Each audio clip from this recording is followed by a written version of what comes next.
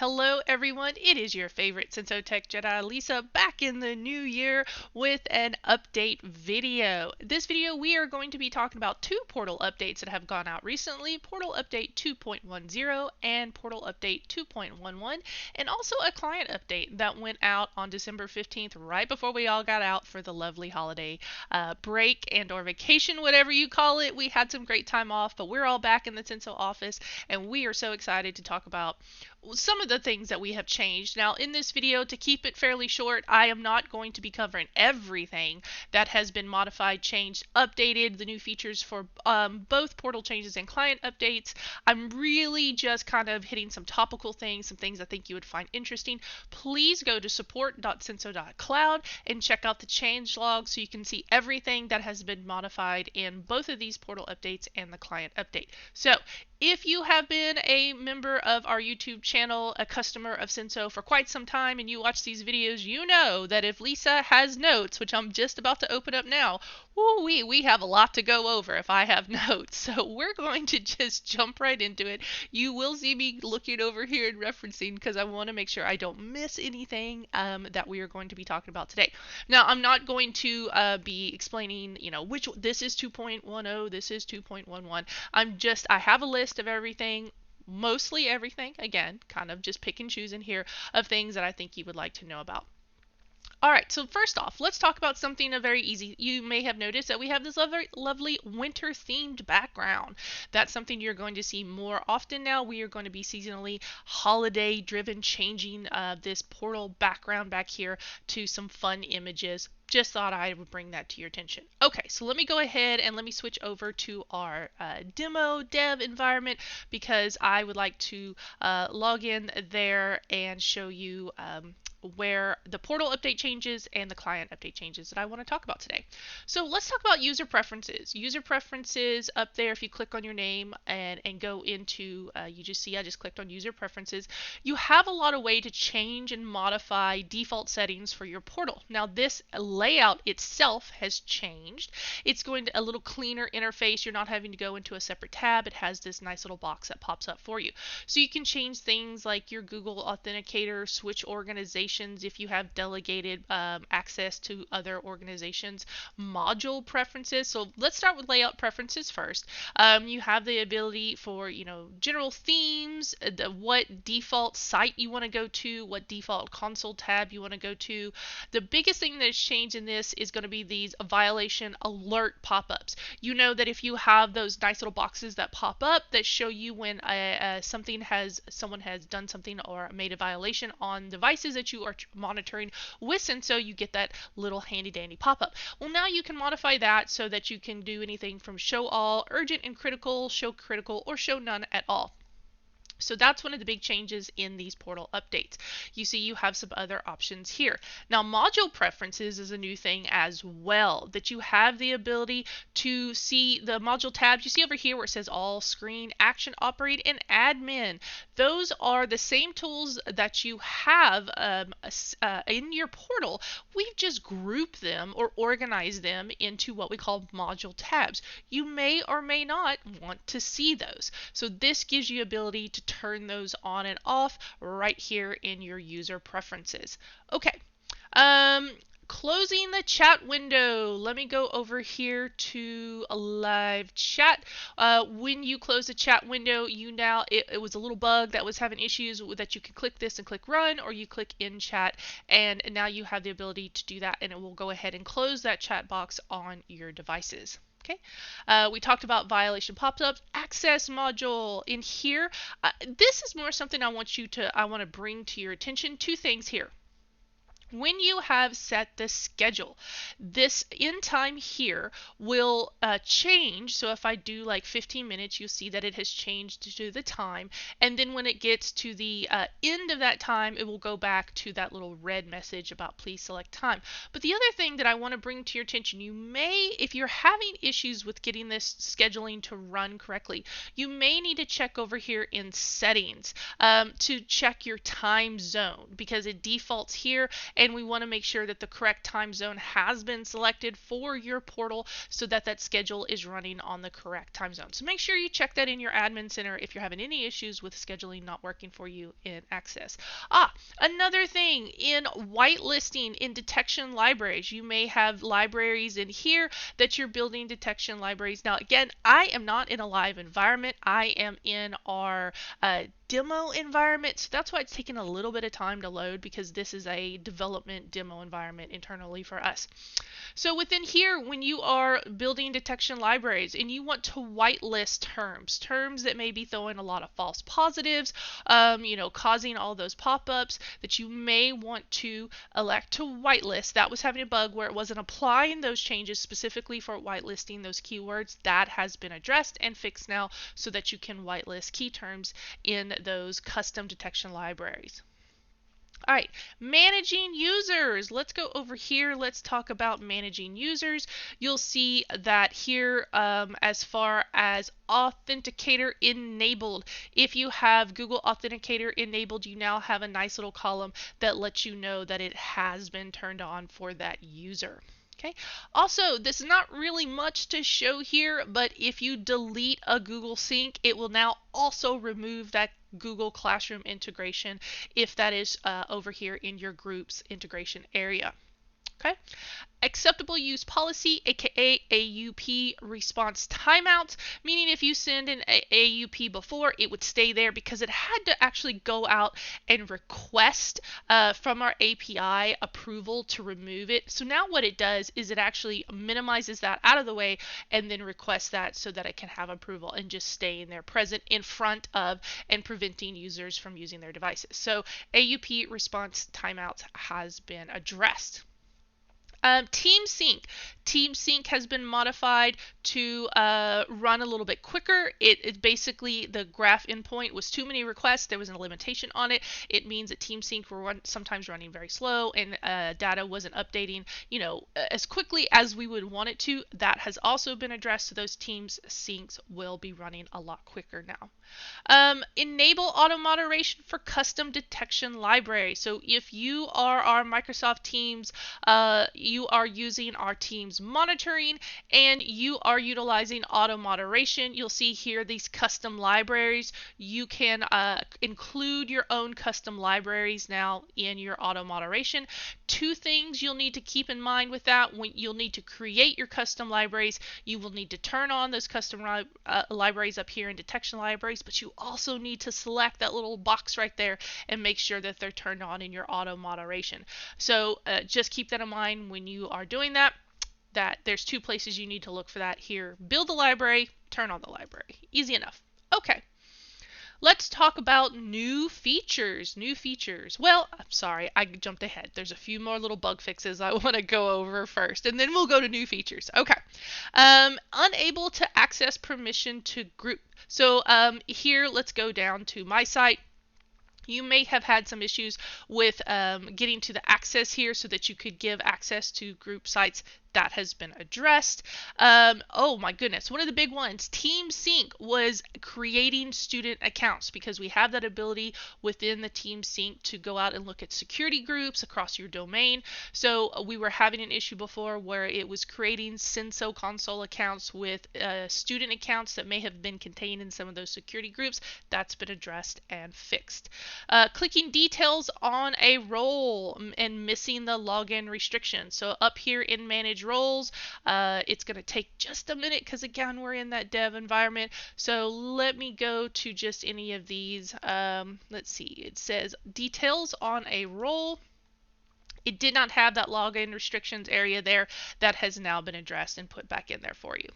One of the things that you may have also had issues with is the drag and drop feature that we have for devices into groups. You were trying to drag them over here and it was so, you were really struggling to get it to, highlight the correct group that you wanted it to be in. That has been addressed as well, so that it's very obvious. As you get over here, you can see you can highlight it, expands it out for you, and you can drag and drop that into a group. Just be aware, if you have a lot of sites like we do, these devices, depending on what site they're in, they can only go into groups in that site. So you see right now, I just don't have any devices in the site, so I couldn't pull the devices from up here into this.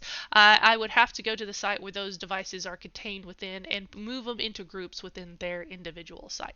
Okay, importing multiple users. So if you're using our CSV over here to import users, you may have seen it stuck on processing, trying to process all of the users that you were added.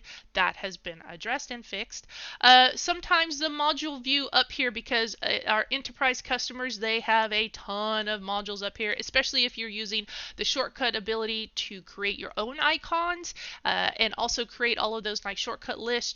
It would have failed to load if you went into the background page to kind of look at what the error, it would have been loading with a 500 error. That has been fixed. Within the policy, if you have policies kicking around out there and you were trying to copy those, but for some reason those policies contained 2 or more items, you were not able to go ahead and copy that to a group. That's been fixed now. And Teams monitoring, sometimes the Teams chat monitoring transcript would fail to load for some messages.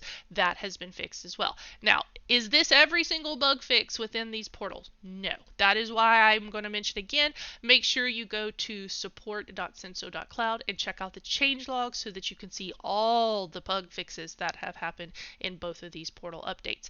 All right, let's talk about some of the new features. We did talk about the seasonal backgrounds already. You know that I like that. Nice pretty background back there. User preferences. We've already talked about all the kind of UI changes for user preferences there. Switch existing pop-ups alert. Makes it very nice and cleaner within your portal in there.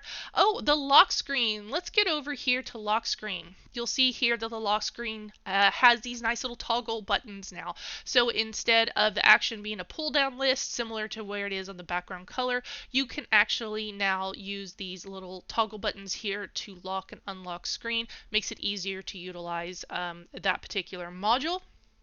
Okay, integrations. If you are over here in data sync, this data sync area in here is going to be some of the UI, user interface, is going to be cleaned up, touched up, modified. Extra options given in there for you to be able to manage your integrations here in the portal. You'll also notice we are now have a class link integration. It is in beta, so you know, with it being released, there may be a few things here and there we need to tweak, but we now offer that class link integration. So if you're a school district that's looking to offer integration through class link, let us know. We'll work with you to get that set up.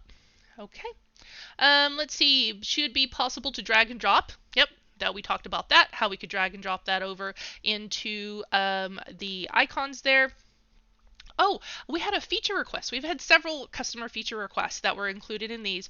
One of the ones that I did want to talk about today is your violation report. So I'm hesitant to go into that because this is going to be on YouTube and they have very strict policies about, you know, if you are a customer of ours, you know that when we have violations come through, they're probably, you know, there are a lot of inappropriate words and images in there. So just know that in your logging, when you go into violation reports and you print that CSV out, it will now include the notes that you've tied against it. So if you've gone in and basically audited your violations, anyone from your team has added notes in. When you export that into a CSV, the notes are contained within there. I would love to show you that, but we have been testing all of our libraries and some updates to our libraries, and there are going to be some inappropriate words on there that I can't show on YouTube.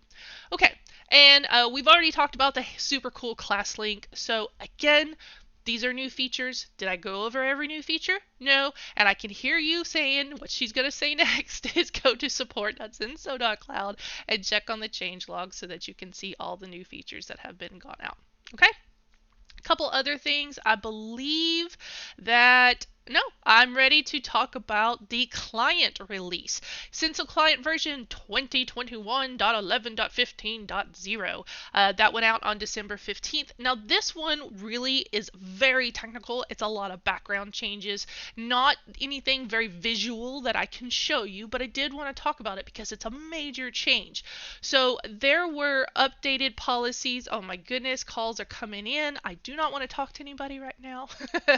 um, what we did is there was the updated policies, peer-to-peer, screen control, broadcast, logging, client updater, AUP, injection, content filter. Oh my goodness, they really do want to talk to me. I hope someone will talk to them. I should have turned that notification off, but we're already so far into this. It's just going to have to be there. Okay, content filter and the new client, we have what is called new hub module. So essentially what we've done is taken everything out of the client. So what it is now the client is just there to run the modules, which is so good for you because if there are any bug fixes that need to go out into to fix something, we don't have to necessarily do a client update, which means, if you've been a customer of ours, the cloud-based product, we do any module updates. There's nothing for you to do. You just know you see that handy dandy little green star there that we have made a change. We make these videos, we do the live streams, you do the changelog. You know that we've had some bug fixes in there. So what this is, we've taken that client. The client is basically now just a hub module that runs, a hub connection that runs those modules. Makes it very easy when we need to make changes. Again, there's no client update needed. Now, one of the things I want to bring to your attention about this is we did have a small issue in, I don't know if it's still on there. You will have, if you are subscribed to our service page, you would have received an update about this. Also, it's going to be contained in our messages from us as a company.